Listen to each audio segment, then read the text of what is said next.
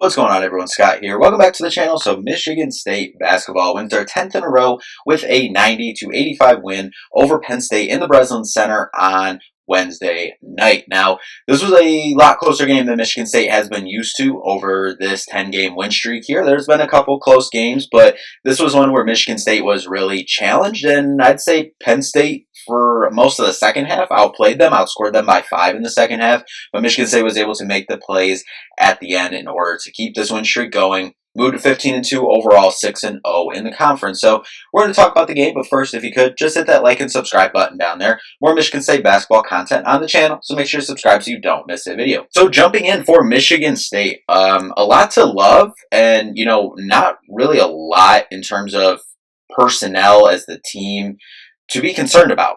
A lot of this, why this was a 5-point game, Michigan State, I think, closed at about an 11.5-point favorite, but you just have to tip your cap to Penn State. They were making shots. As a team, about 53% from the field, about 42% from the three-point line. I mean, Ace Baldwin, playing with a bad back, still had 20 points, 9 assists, 3 rebounds, got to the free throw line 12 times, made 11 of them.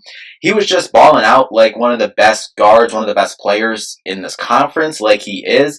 Bad back and all, we're able to turn Ace Baldwin over 6 times. That was a positive, but still got his 20 points. You had Zach Hicks making a lot of big shots, especially at the end. Hit, 2 or 3 threes in the last, 2 minutes of the game on nice little, ghost screen pick and pop action, if you will. Kind of a ghost screen sliding into the 3. Hit a couple of those down the stretch, was 4 for 7.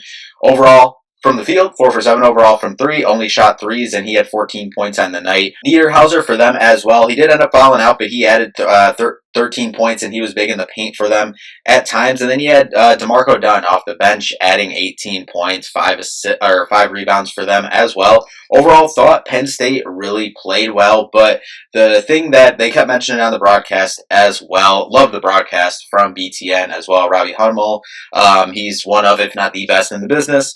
But overall, for Penn State, what really hampered them in this one, 14 turnovers. Michigan State being able to force 14 turnovers in this one, and a lot of that was leading to Michigan State being able to get out on the break. Like, they are the top 2 team in the country in fast break points, and in this one, they were able to get 20 fast break points. That's exactly how they want to play. But really, personnel for Michigan State, I mean, besides Jackson Kohler, 3 for 9, but 7 points, but he still added 6 rebounds. Simone Zapala had a rough night. He was 4 for 4 from the line, only 1 rebound on the night as well. And besides them two, Carson Cooper had a solid night, 2 for 3 from the field. He had 5 rebounds, and he was out there late too. He was in their closing lineup for them. Xavier Booker, I did have a note from Xavier Booker too. In the first half, around the under 4 timeout, Xavier Booker and Frankie Fiddler was involved on the play as well, which we'll definitely get to him more in a minute. But they missed a rebound going into the under 4 timeout.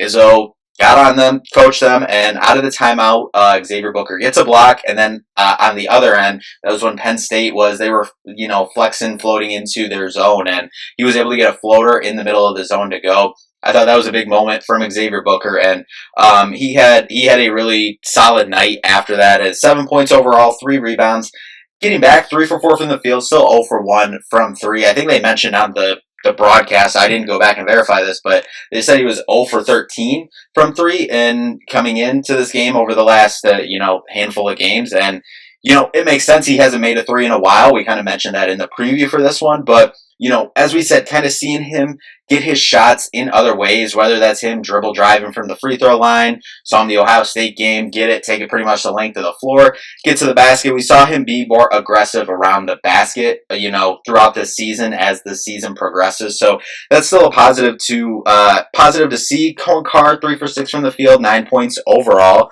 Didn't grab a rebound, but Jeremy Fears, I thought he had a pretty solid night. Wasn't getting a lot of shots, only 4 attempts on the night, 1 for 4 from the field, but had that 8 points, 7 assists, only 2 turnovers on the night.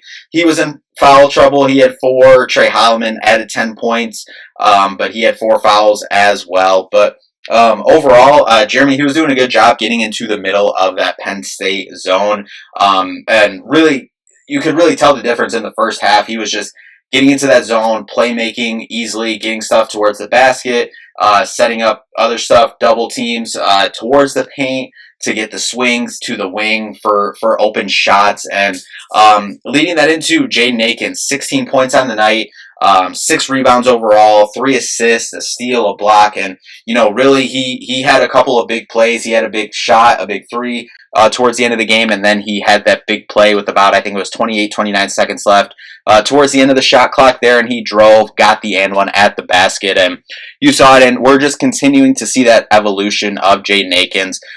Just hitting the big shots and, the big moments.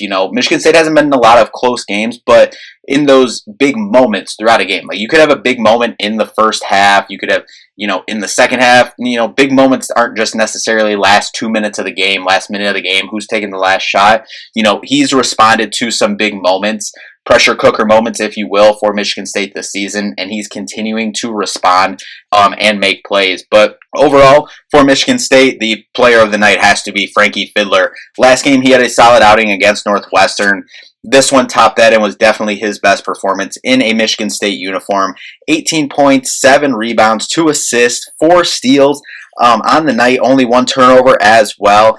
1 for 4 from 3, he got 1 to go, but, still struggling from the outside, but really kind of over the last couple games in which we've seen Frankie kind of hopefully maybe turn a corner, which we definitely saw tonight and against Northwestern, but, he's crashing the glass and finding other ways to make an impact on the game, which we've kind of talked about throughout this season, with his three-point shot not going, like he's used to and like he was used to, throughout his career so far. But, can't say enough about Frankie, staying ready, 8 for 13 overall from the field, and, best night, 18 points, had some big moments, and, love to see that for Frankie, just sticking with it here. But overall for Michigan State, 47% from the field, still struggling from 3, 26% on the night, but really good from the free throw line as well.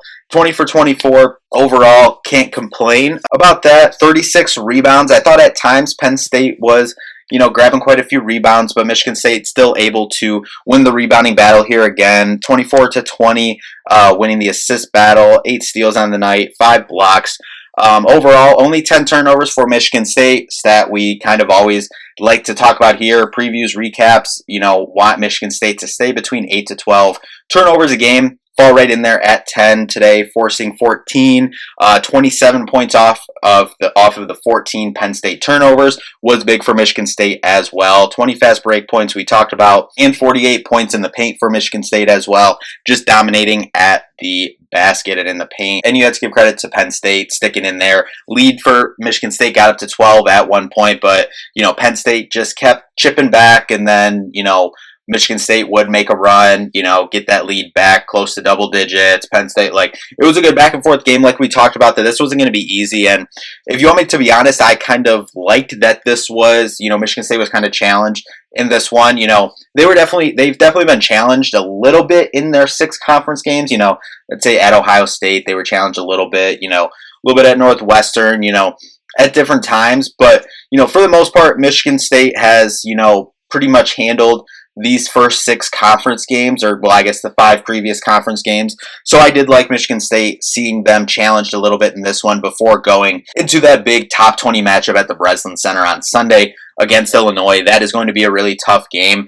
And I like seeing Michigan State being challenged, someone else stepping up and getting it done. Frankie Fiddler, the guy tonight, getting it done. Jaden Akins continuing to do his thing. Overall, I thought this was a positive for Michigan State. Take it, move forward. Now it's hey, like I said, I don't think a lot of, there wasn't really any, it's not like they had this close game because they had 20 turnovers. No, they played how Michigan State have played pretty much all this year. And you have to tip your hat to Penn State. They were hitting shots, they were making plays, they were fighting back, and they were, just grinding this thing out. And what made this a tough game, and that's what it's not going to get easier for Michigan State. Obviously, we have top 20 Illinois coming in on Sunday, and then the gauntlet of February that we've talked about for a while here. So, this isn't going to get easier for Michigan State. So I like to see them challenged a little bit in this one, and still come away with the win. Like the saying goes, and like Izzo has kind of said a couple times, it's better to learn a lesson with a win than a loss. So keep that 10-game win streak alive now, moving to 15-2 overall, 6-0 in the conference. As I said, big one on Sunday against Illinois in the Breslin Center. Cannot wait to be in there. that was definitely the game of the year last year in the Breslin Center. That was a game dating back to last year that Michigan State kind of needed to, like, hey, let's get this, tournament resume starting going. The crowd showed up, the team showed up. Obviously, that was probably the biggest win of the regular season, but yeah, can't wait to see that environment on Sunday. I think it's going to be a really good game as well, top 20 matchup. But anyway, we'll be back with a preview for that one later this weekend. So thank you all so much for watching. We'll see you in the next one. Peace out.